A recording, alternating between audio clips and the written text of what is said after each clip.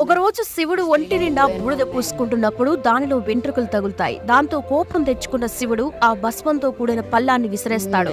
అప్పుడు ఆ భస్మం నుండి భస్మాసురుడు అని రాక్షసుడు పుడతాడు. మహాశివుడు ఆ భస్మాసురుడికి ఒక పనప్ప చెప్తాడు. రోజు శ్మశానం నుండి భస్మాన్ని తీసుకురావాలని చెప్తాడు.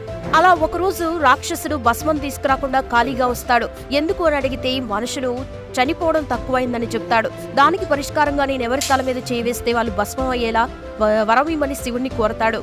ఆ తర్వాత భస్మాసురుడు ఆ శివుడిని భస్మం చేయడానికి ప్రయత్నిస్తాడు. అప్పుడు శివుడు అక్కడి నుంచి తప్పించుకుని మహావిష్ణువుని కలిసి సమస్యను పరిష్కరించమంటాడు. అప్పుడు శ్రీ మహావిష్ణువు రుక్మిణిలా మారి నాట్యం చేస్తూ భస్మాసురుడి కంటపడతాడు. అప్పుడు భస్మాసురుడు రుక్మిణిని చూసి నన్ను పెళ్లి చేసుకుంటావని అడగ్గా నాట్యంలో నన్ను ఓడిస్తే నిన్ను పెళ్లి చేసుకుంటానని చెబుతోంది. అప్పుడు రుక్మిణి నాట్యంలో రకరకాల భంగిమలతో డాన్స్ చేసి భస్మాసురుడిని ఒక ట్రాన్స్ లోకి తీసుకెళ్లి భస్మాసురుడు తనంతట తానే భస్మం అయ్యేలా చేస్తోంది.